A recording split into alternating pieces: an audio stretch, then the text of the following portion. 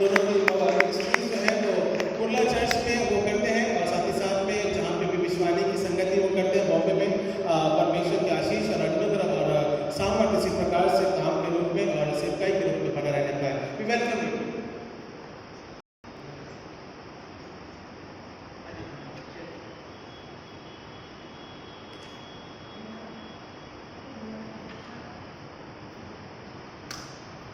सो इस समय मैं देता हूँ भाई के मध्य में वचन हमारे मन में शेयर करेंगे और हम आत्मिक वचन से यहाँ से तृप्त होकर जाएंगे।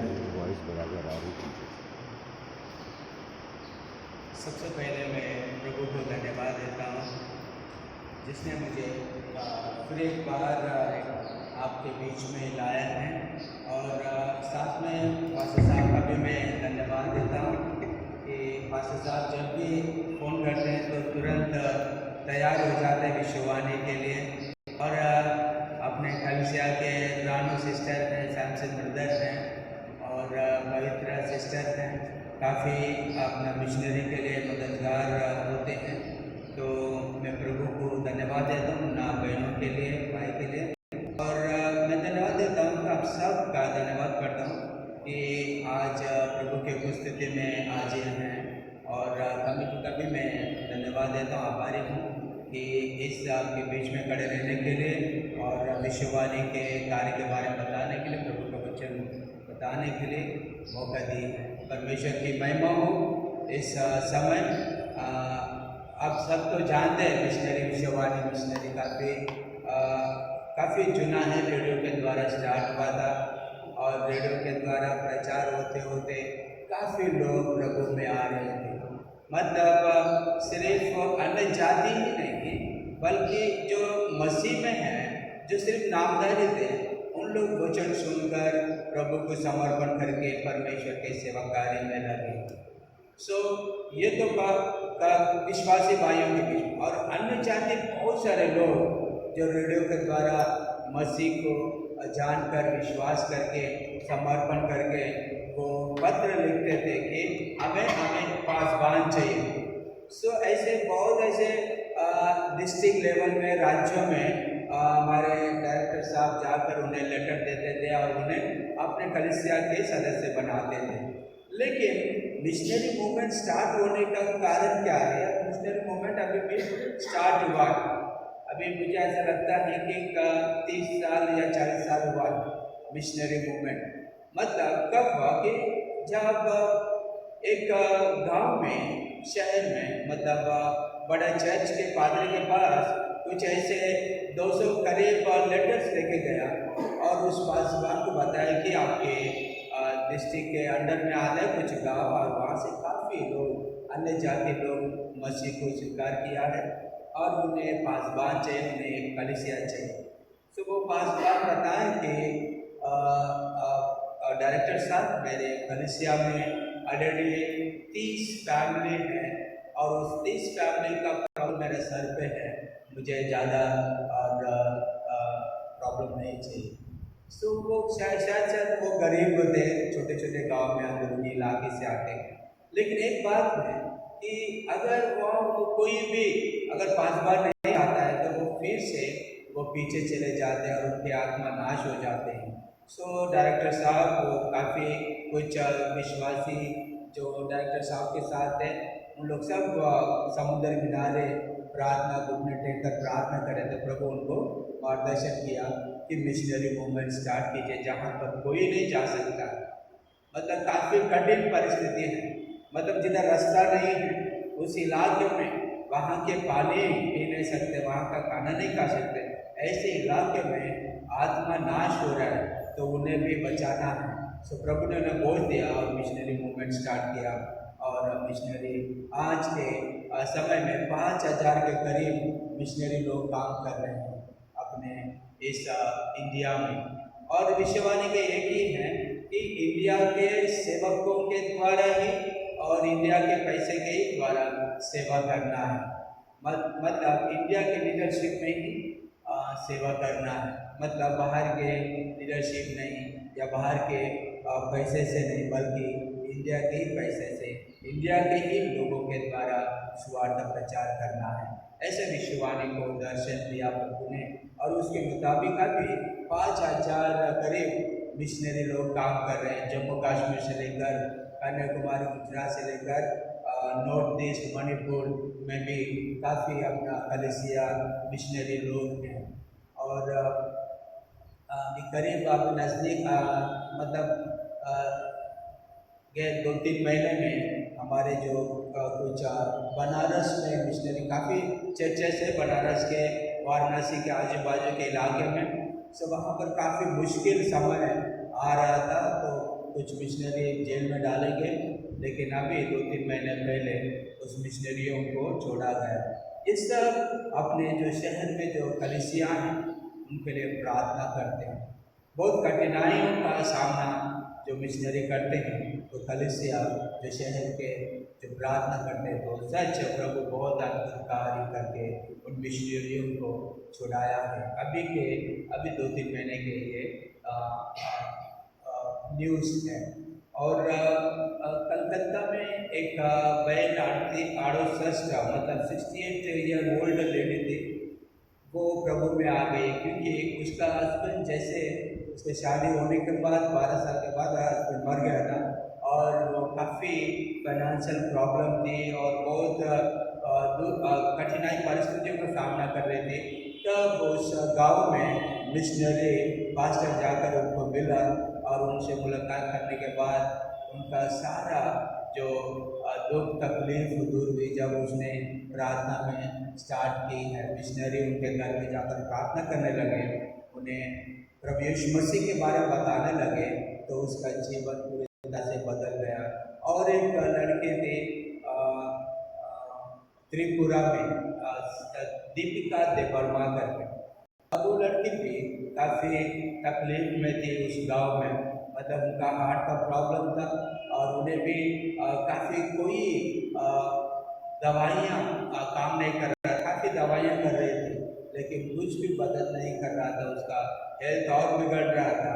तब वो लड़की ने मिशनरी के पास जाकर प्रार्थना करके दी और प्रार्थना आने लगी, और जैसे उसने प्रभु यीशु के ऊपर विश्वास किया और प्रभु ने उसका सारा जो हृदय रोग का जो प्रॉब्लम है चंगाई दिया, और वो आज प्रभु में विश्वास में बहुत दृढ़ स्थिर है। ऐसे बहुत ऐसे अद्भुत कार्य परमेश्वर मिशनरियों के बीच में कार्य कर रहा है। बहुत ऐसे लोग प्रभु के राज्य में आ रहे हैं।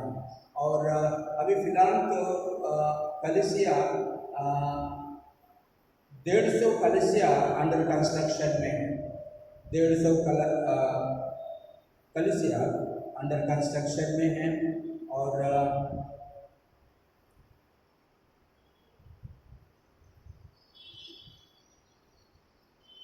1,50,000 गांव में अपना मिशनरी काम कर रहा है। सो उसके लिए आपके प्रार्थना में याद कीजिए कि उन्हें परमेश्वर की आत्मा नित्य अगुवाई करे। जैसे कि आप जानते हैं विश्ववाणी अभी मेरा दूसरा बार आना है। 1 लाख गांव में मिशनरियों को भेजना है, 1 लाख गांव में सुसमाचार प्रचार करना है। और जैसे कि वो डिवाइड किया 1 लाख गांव कि जम्मू कश्मीर के लिए 6,000 और बड़े जो स्टेट राज्य हैं मध्य प्रदेश के लिए 8,000, यूपी के लिए 9,000 और आंध्र प्रदेश के लिए 8,000, गुजरात के लिए भी 8,000, ऐसे बड़े बड़े राज्य के लिए हज़ारों में, मतलब 9, 8, 7 ऐसे हज़ारों में विलेजेस में जाकर मिशनरियों को भेजकर सुवार्थ प्रचार करना है। और जैसे छोटे छोटे राज्य हैं 1,000, 2,000 ऐसे 1 लाख का जो विलेजेस अनेक इंडिया के राज्यों में डिवाइड करके मिशनरियों को भेज रहा है। अभी फ़िलहाल तो 5,000 के ऊपर है और 1 लाख गाँव में अगर सुसमाचार भेजना है तो 1 लाख मिशनरियों को तो सपोर्ट नहीं कर पाएंगे क्योंकि इंडिया के पैसे से। सो उन्होंने एक मिशनरी को 5 गाँव कवर करने के लिए बताया है।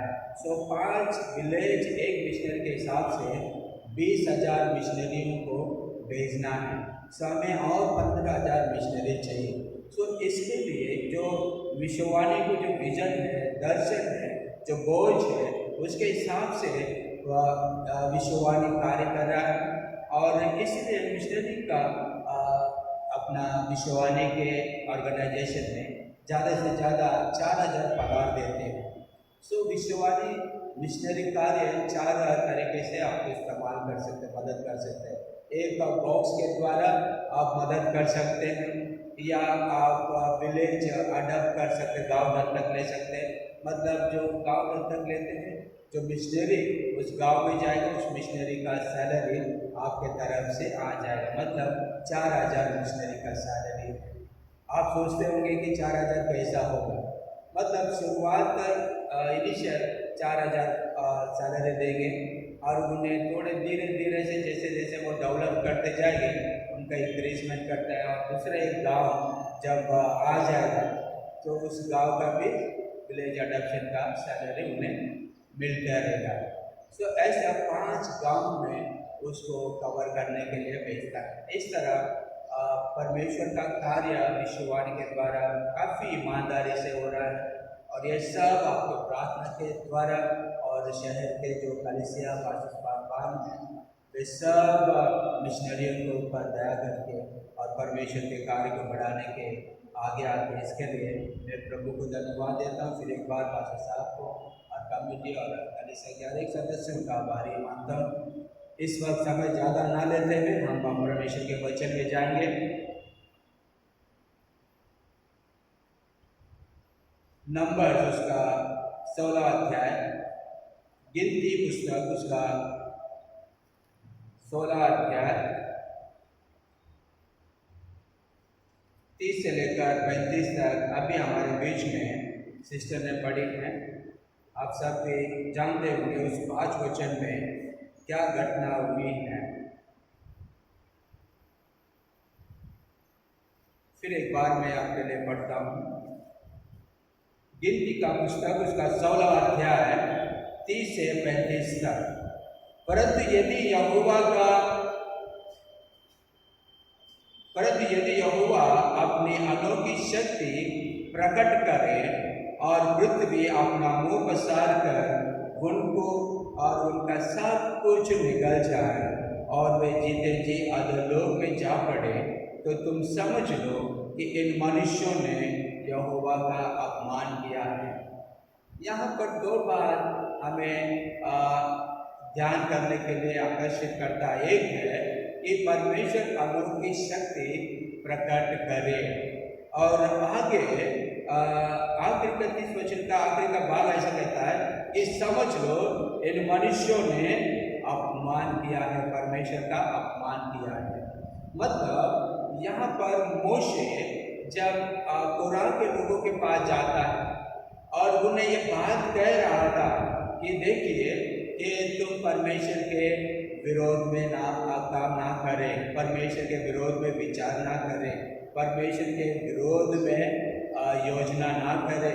ऐसे जब परमेश्वर के दास जो परमेश्वर ने जिनको चुना है, जिसको परमेश्वर ने जो योजना के लिए परमेश्वर ने चुनकर इस्तेमाल करा था, वो दास कोरा के पास जाकर बता रहा था। और ये कोरा कौन है? कोरा ये लेवी के संतान है, लेवी से आए हुए लोग हैं। लेवी कौन है? लेवी एक याजक है, याजक के संतान जो परमेश्वर ने उनको भी चुना है कि उसके मंदिर में, पवित्र मंदिर में काम करने के लिए। और ये जो लेवी याजक के संतान से आए हुए कोरा, जो कोरा के संतान है, वो सब मंदिर में काम करने के लिए परमेश्वर ने चुना है। और ये घटना तब हुआ है कि बिफोर क्राइस्ट, मतलब ईसा पूर्व 1490 से लेकर 1450 तक नीचे आता है। 1490 से लेकर 1450 के नीचे आता है। उसके बीच में कितना गैप आता है, कोई बोल सकता है? 1490 1450 के दरमियान कितने गैप आता है? 40 साल आता है। 40 साल आप सबको मालूम है कि 40 साल इजराइल लोग कहाँ पर थे?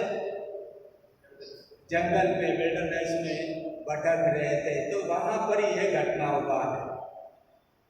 ये जो घटना जंगल में, विल्डरनेस में हुआ है, वहाँ पर इस कुरान के लोगों को अप्रोच करके मोशे याद दिलाता है कि भाइयों तुम परमेश्वर के विरोध में कार्य मत करो, लेकिन उन्होंने वहाँ पर पश्चाताप नहीं किया। जब भी हमें परमेश्वर का वचन आता है कि हमें पश्चाताप करने के लिए, परमेश्वर के ओर मुड़ने के लिए, तो हमें तुरंत पश्चाताप करना है, लेकिन इन्होंने ऐसा नहीं किया।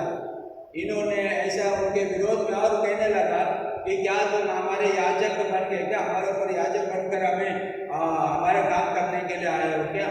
हम तो पवित्र हैं और इस मंदिर में काम करने वाले सभी लोग पवित्र हैं, ऐसा मोशे से कहने लगे। लेकिन जैसा मोशे उनको कह रहा था वो रिपेंट नहीं करे, तो मोशे वहाँ पर ये बता रहा था कि अगर भूमि अगर फट गई, अगर भूमि तुम्हें निकल जाएगा, तो तुम समझ लो कि तुमने परमेश्वर का अपमान किया है। वैसे जैसे वो मोशे वहाँ पर बोल रहे थे कि 31 वचन में लिखा है, वो ये सब बातें कह ही चुका था कि भूमि उन लोगों के पांव के नीचे फट गई और पृथ्वी ने अपना मुंह खोल दिया और उनका उनके घर द्वार का सामान और कुरान के सब मनुष्यों और उनकी सारी संपत्ति को भी निगल लिया। आज हमें भी कहीं अपने जीवन में क्षेत्र में परमेश्वर का तो अपमान तो नहीं कर रहे हैं, या पाप के मार्ग में तो नहीं चल रहे हैं, या घमंड के मार्ग में तो नहीं चल रहे हैं। यहाँ पर पुराना जो मंदिर में काम करने वाले लोग हैं कि उनका वहाँ पर ऐसे लिखा है कि उनका घर द्वार, उनके सारे बाल बच्चे, उनका सारा सामान, और वहाँ पर ऐसे भी लिखा है कि संपत्ति, मराठी में ऐसे लिखता है माल मत्ता, मतलब उनके पास बहुत पैसा था। अगर पैसा जब आता है ना, वचन क्या कहता है, लोग दुनिया के लोग कहता है कि मनी इज ऑल, लेकिन परमेश्वर का वचन कहता है money is a root of all evil, बुराई का जड़ है। जब पैसा आता है, जो मंदिर जब आता है, हम ये देखते हैं कि अपने इंडिया में बहुत ऐसे मंदिर हैं जो माला मान है, जो अय्यप्पा टेम्पल है, तिरुपति है और महाराष्ट्र में भी है, लेकिन सब पैसे ही से पैसा। लेकिन मंदिर एक चिन्ह है कि पैसा है, लेकिन यहाँ पर भी जो मंदिर में काम करने वाले के पास बहुत पैसा था और वो पैसे से परमेश्वर नहीं दिखाई देता था। परमेश्वर को क्या करता था, नेग्लेक्ट करता था। परमेश्वर कुछ भी नहीं है। हर एक जीवन में जान लीजिए, जब भी पैसा आ जाता है परमेश्वर दिखाई नहीं देगा। इसलिए प्रभु यीशु मसीह एक जगह में कहता है, मत्ती रचित सुसमाचार उसका 19वां अध्याय में, पढ़िए उस वचन को, मत्ती रचित सुसमाचार उसका 19वां अध्याय वचन 23 से 26 तक। हाँ मैं तुमसे सच कहता हूँ, हाँ धनवान का स्वर्ग के राज्य में प्रवेश करना कठिन है। हाँ, धनवान स्वर्ग के राज्य में प्रवेश करना कठिन है। और आगे तुमसे भी कहता हूँ, हाँ परमेश्वर के राज्य में धनवान के प्रवेश करने से हाँ ऊँट का सूंड के नाक में से निकल जाना सहज है। हाँ यह सुनकर चेलों ने बहुत चकित होकर कहा कि किसका उद्धार हो सकता है। हाँ और आगे यीशु ने उनकी ओर देखकर कहा, मनुष्य से नहीं हो सकता, परंतु परमेश्वर से सब कुछ हो सकता है। परमेश्वर से सब कुछ हो सकता है। कि जब धन आता है परमेश्वर दिखता नहीं, लेकिन परमेश्वर याद दिलाता है कि परमेश्वर ही सब कुछ कर सकता है। हमें बहुत बार जब भी यीशु का जो बातें हैं कि बहुत ध्यान करने की जरूरत आवश्यकता है कि सूर्य के नाक में ऊंट जगह सहज है, लेकिन धनवान स्वर्ग के राज्य में प्रवेश करना बहुत कठिन है। ऐसा सहज हो सकता है कि सूर्य के नाक में ऊंट जाना बहुत मुश्किल, लेकिन उससे भी मुश्किल है धनवान स्वर्ग के राज्य में प्रवेश करना। इसलिए जब भी धन बढ़ता है, कभी भी परमेश्वर का तुच्छ नहीं जानना है, परमेश्वर का कभी भी अपमान नहीं करना है, परमेश्वर को कभी भी नेग्लेक्ट करना नहीं है। और आगे उस जंगल में, उस विल्डरनेस में क्या हो गया, वहां पर आगे बढ़ेंगे उस वचन में 16 अध्याय, उन सबको निगल लिया। 33 वचन, और वे और उनका सारा घर बार जीवित ही अधोलोक में जा पड़े, और पृथ्वी ने उनको ढांप लिया, और वे मंडली के बीच में से नष्ट हो गए। और जितने इस्राएली उनके चारों ओर थे, वे उनका चिल्लाना सुना, ये कहते हुए भागे कि कहीं पृथ्वी हमको भी निगल ना ले। तब यहोवा के पास से आग निकली और उनके उन 250 धूप चढ़ाने वालों को भस्म कर डाला। यहाँ पर जैसे कि जो कोरह के पूरे सारा घर द्वार, उनके सामान, उनका माल मत्ता, सब पैसा धन दौलत सब निकल रहा था, कि बाकी जो इस्राएली लोग देख रहे थे, बाकी जो उनके साथ देने वाले 250 लोग धूप चढ़ाने वाले थे, वे भी उनका चिल्लाना देखा कि वे चिल्ला रहे थे बचाओ बचाओ करके, क्योंकि इनका आक्रोश वहाँ पर था। जब मूसे उनके पास आकर बताने लगा, तब उन्होंने पश्चाताप नहीं की, उन्होंने कन्फेस नहीं किया।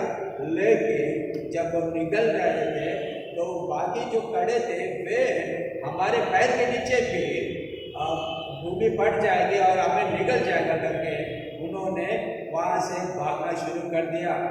अपना प्राण बचाने के लिए दौड़ने लगे। वे भी पश्चाताप नहीं किया, वे भी स्वीकार नहीं कर रहे कि हमने परमेश्वर के विरोध में, परमेश्वर के दास के विरोध में काम कर रहे हैं। और तब क्या हुआ, उन लोगों को लगा कि उन लोग अपने आप को स्मार्ट समझ रहे थे कि भूमि हमारे पैर के नीचे नहीं फटेगा, कि हम दौड़ते जा रहे हैं, एक जगह में फटेगा तो दूसरा जगह में हम दौड़ते जाएंगे, बच जाएंगे। लेकिन परमेश्वर भी बहुत स्मार्ट है, ऊपर से अग्नि आकर और वहाँ जहाँ पर भी जाते थे वहाँ पर उनको भस्म करते चला गया। तो आज हमारे जीवन में किस तरह हमारे जीवन को चला रहे हैं? क्या हम परमेश्वर के लिए ईमानदारी से परमेश्वर का सेवा कार्य कर रहे हैं, परमेश्वर का गौरव कर रहे हैं? जो योजना गोरा के लिए परमेश्वर ने रखा है, उस योजना के अनुसार परमेश्वर का ईमानदारी कर रहे हैं? परमेश्वर क्या कहता है मूसे के बारे में? मूसे के बारे में इब्राहिम का पत्र उसका 3 अध्याय, नहीं उसी गिनती में जाएंगे, गिनती का पुस्तक 12 अध्याय 7वां वचन में,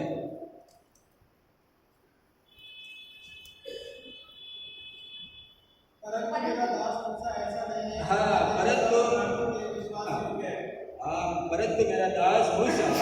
नहीं है, वो तो मेरे सब घरानों में विश्वास योग्य है, फेथफुल है, बहुत ईमानदार, भरोसेमंद है। वो कौन कह रहा है? मूसे नहीं, मूसे के बारे में लोग नहीं कह रहा है, परमेश्वर उसके बारे में गवाही दे रहा है। आज हमारे बारे में भी परमेश्वर गवाही देना चाहता है, लेकिन बुरा लोग नहीं चाहते थे, और आखिरी में वे अपने ही जिंदगी में और अडमेंट में वो अपने प्राण को खो दिए और अग्नि में जलकर राख हो गए, भस्म हो गए। ये तो 3,500 साल पहले ये घटना हुआ था, 3,500 साल पहले। सिर्फ हम पढ़ते हैं, सिर्फ सुनते हैं, लेकिन अभी 3 हफ्ते पहले हमने देखा कि अमेरिका में, कैलिफोर्निया, लॉस एंजल्स में, है ना, सुना कि नहीं, वहाँ पर नॉर्मली आग लगता है जंगल में, लेकिन वो 2-3 दिन में हम लोग बुझा लेते हैं। लेकिन अभी का जो आग है, कभी लगा था जनवरी 7 तारीख को लगा था, और 28 तारीख तक वो पूरा जंगल ही नहीं मिल, वो शहर को पूरा भस्म करते चला गया 28 तारीख तक। और अमेरिका इतना बड़ा देश वो कंट्रोल नहीं कर पा रहा था, इतना बड़ा टेक्नोलॉजी इंडिया से भी 20 ईयर्स आगे जाता है, वो 20 ईयर्स के बाद अपने इंडिया में आता है सामान। इतना टेक्नोलॉजी एडवांस रहने के बाद भी वो पहुँच नहीं पा रहा था। 28 तारीख तक मतलब टोटल 21 डेज जलाते गया वहाँ।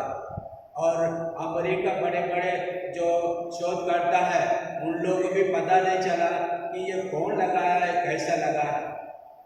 उनके दिमाग के बड़े हैं, मतलब उनके बुद्धि से बहुत आगे है। मतलब इसीलिए परमेश्वर ने वहां पर बताया 30वें वचन में कि मूसे कह रहा था कि परमेश्वर अनोखी शक्ति प्रकट करे। अनोखी शक्ति मतलब परमेश्वर मनुष्य के बुद्धि से बड़े हैं, समझ में नहीं आएगा इतना भी पढ़ा लिखा। वहां पर लॉस एंजल के आजू बाजू बहुत बड़ा समुद्र है, वो पानी भी बुझा नहीं पाया 20 डेज तक, वो पूरी तरह भस्म करते गए। क्यों? क्योंकि 2 दिन पहले वहां पर एक प्रोग्राम हुआ बोलता है 5 तारीख को। पता है 5 तारीख को कौन सा दिन आता है? संडे का दिन आता है। और ये क्रिश्चियन कंट्री है, और संडे बोलो तो क्रिश्चियन लोगों के लिए क्या है? चर्च में जाना है, परमेश्वर की आराधना करना, भक्ति करना है। लेकिन इस लॉस एंजल में है, और लॉस एंजल खासियत किसके लिए है? हॉलीवुड। इंडिया में बॉलीवुड बोलते हैं, तो वहाँ पर हॉलीवुड। जितने भी गंदे काम करेंगे उन लोग पवित्र हैं।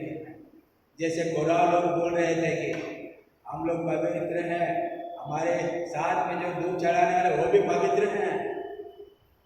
मूसे जब कह रहा था कि आज उस 5 तारीख को जो घटना हुआ, बहुत बड़ा प्रोग्राम जो फिल्म इंडस्ट्रियों का जो अवार्ड का प्रोग्राम किया था, वो अवार्ड का नाम क्या है? गोल्डन ग्लोब अवार्ड 82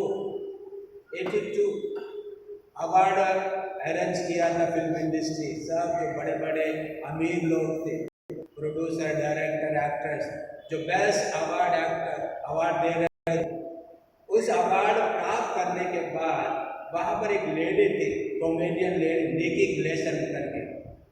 मैं तो इंग्लिश पिक्चर देखता है, लेकिन जो मैंने न्यूज़ पर देखा है प्रेजेंट मेरे आंखों से, वो लेडी निकी ग्लेसन वो होस्ट कर रही थी, बोल रहे थे कि जो बड़ा स्क्रीन में वहाँ पर नंबर दे रहा था, स्कोर जो प्राप्त किए हुए लोगों का वो कैलकुलेशन करके उन लोग नंबर देता है। और वो लेडी बोल रही थी कि जो 11 स्कोर पहला नंबर पे कास्ट एंड क्रू लोगों को मिला है।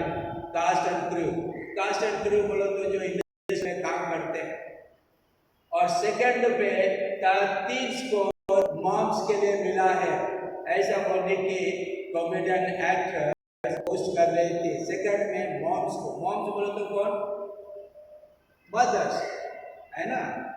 जब अवार्ड लेते हैं कहते हैं ना कि मेरे माँ की वजह से अवार्ड मिला है। और कास्ट एंड क्रू बोले तो वो म्यूजिक डायरेक्टर की वजह से, अच्छा म्यूजिक वजह से मुझे ये अवार्ड मिला। ये सब जो स्कोर वो कैलकुलेशन करके बोल रही थी। और तीसरे नंबर पे सृष्टिकर्ता, निर्माणकर्ता परमेश्वर को 0 स्कोर मिला है। ऐसा जब वो बोल रहे थे कि वो सब जो ऑडिटोरियम में हंसने लगे, बहुत वो परमेश्वर का डट्टे में उड़ाने लगे, परमेश्वर का मजाक उड़ाने लगा, हंसने लगा। और ये कंटिन्यू बोलते जा रही है, it is not sunrise in godless town. मतलब जिस शहर में परमेश्वर ही नहीं है, उस शहर में ये बड़ी बात नहीं है परमेश्वर को 0 मिलना, तुच्छ मानना। मतलब जब पैसा दौलत आता है, और बड़े बड़े करोड़ों में घर बनाए थे लॉस एंजल में, उन सब का जो घर क्या हुआ, 2 दिन के बाद 7 तारीख से वो आग लगा, और 28 तारीख तक वो पूरा शहर के शहर वो भस्म करते गया। कितना एकड़ पता है आपको? कुछ 40,000 एकड़ जमीन शहर को भस्म कर दिया। ये तो एट प्रेजेंट का अमेरिका में हुआ है। और ये जो घटना जंगल में हुआ वो 3,500 साल पहले का, लेकिन आज प्रभु हमें दिखाता है। तो हम कितने जन परमेश्वर के बारे में सावधान, धोखा नहीं खा रहे। गलती पत्र उसका छठवां अध्याय 7वां वचन में क्या कहता है? गलतियों के पत्र उसका 6वां अध्याय 7वां वचन।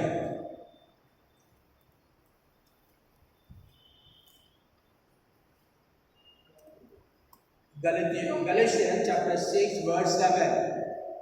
धोखा न खाओ, धोखा ना खाओ, परमेश्वर छठों में नहीं उड़ाया परमेश्वर जाता। चट्टों में नहीं उड़ाया जाता, क्योंकि मनुष्य जो कुछ बोता है क्योंकि मनुष्य जो कुछ बोता है वही काटेगा। वही काटेगा। परमेश्वर का वचन क्या कहता है? हमें परमेश्वर के वचन को कभी भी नेगलेक्ट नहीं करना। वचन ही परमेश्वर है। जब परमेश्वर हमें बताता है कि परमेश्वर का मजाक खड्डों में उड़ाया नहीं जाता, मनुष्य जो बोता है वही काटेगा। इन्होंने जो बोया था और वही काटा। हम परमेश्वर को दोष नहीं लगा सकते कि परमेश्वर इतना कठिन है, इतना परमेश्वर इतना क्रोध है कि हमें दया भी नहीं करता। नहीं, परमेश्वर क्या कहता है? मनुष्य जो बोएगा वही काटेगा। परमेश्वर को दोष नहीं लगाना। जो खड्डा खोदेगा उसी में वो गिर जाएगा। उन्होंने जो बोया था उस दिन वही काटा। आज हमें पुलिस की तरह, इन लोगों की कोराह की तरह धोखा नहीं खाना है। परमेश्वर की सही मायने से मोशे की तरह ईमानदारी से सेवा करना है, ईमानदार रहना है, तब जाकर परमेश्वर हमें आशीष देगा। बढ़ती कहीं से भी नहीं आता है, दक्षिण से या उत्तर से या पश्चिम से या इन लोगों से उन लोगों से, परमेश्वर की ओर से ही बढ़ती आती है। और मेहनत करने के लिए ताकत कौन देता है? परमेश्वर ही देता है ताकत। बुद्धि भी परमेश्वर देता है। अपने बढ़ती में कभी भी घमंड होकर परमेश्वर का तुच्छ नहीं जाना, नहीं तो कुराह की तरह भूमि कैसा फट गई, मुंह जैसे खोल कर निकल लेता है वैसा निकल दिया। तो आज परमेश्वर हमें याद दिलाता है कि परमेश्वर की कितना ईमानदारी हमारे जीवन में सेवकाई करना एकदम हल्के में नहीं लेना है। परमेश्वर 3500 साल पहले जैसा था आज भी वैसा है। इब्रियों में बताता है, क्या कहता है? इब्रियों की पत्र उसका 13 अध्याय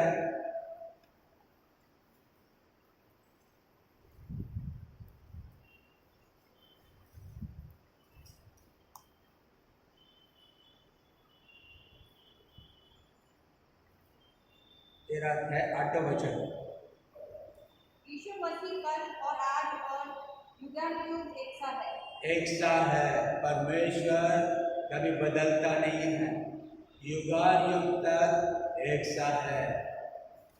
सो हमारे जीवन में भी कभी भी अगर गलतियां हो तो हमें तुरंत परमेश्वर की ओर मुड़ना है। आखिरी वचन हम पढ़ लेंगे, यिर्मयाह का पुस्तक उसका 29वां अध्याय 11 वचन में। यिर्मयाह का पुस्तक 29वां अध्याय 11 वचन।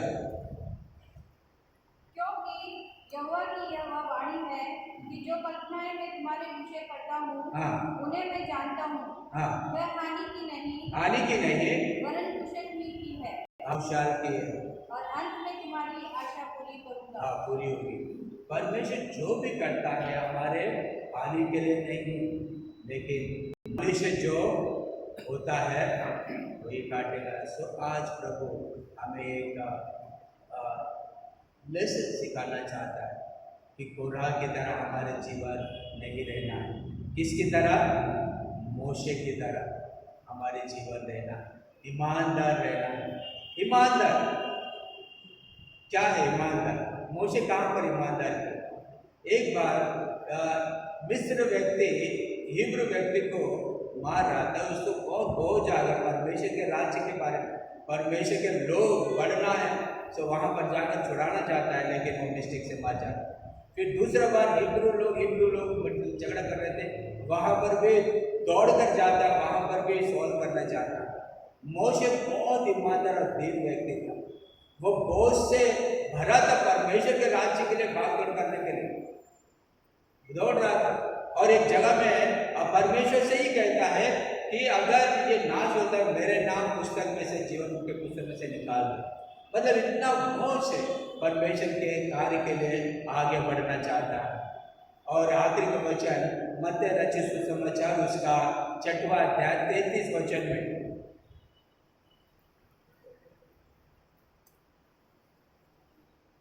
छठवां अध्याय 33 वचन, चैप्टर 6 वर्स 33।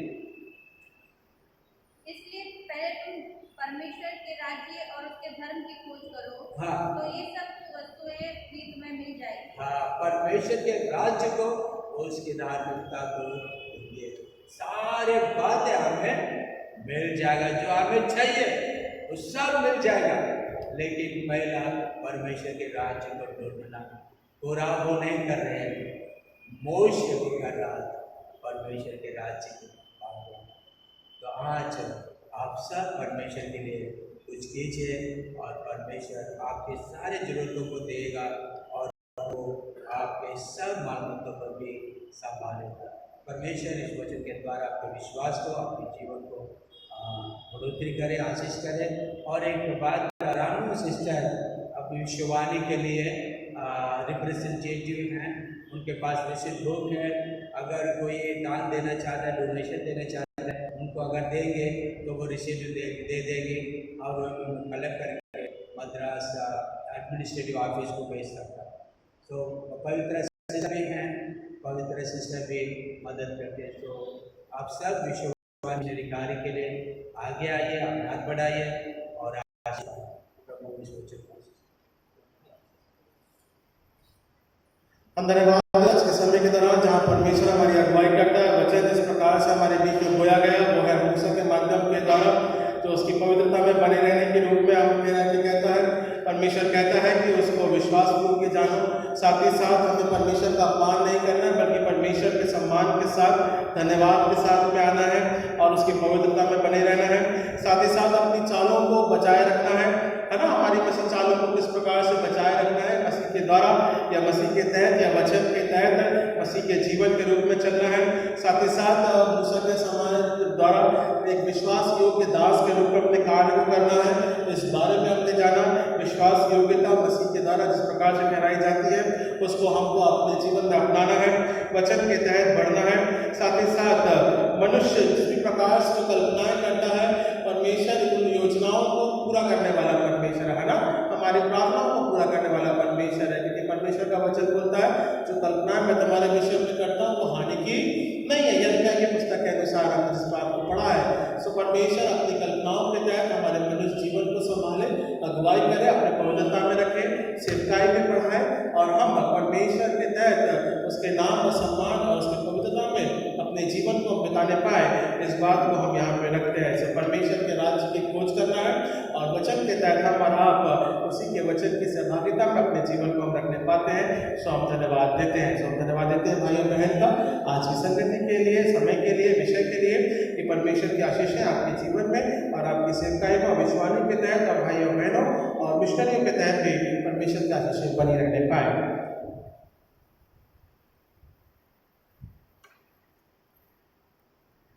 हमारे कलीसिया सूचना इस प्रकार से संडे आराधना का समय सुबह 8:30 बजे का रहेगा। हम इसी प्रकार से संगति करने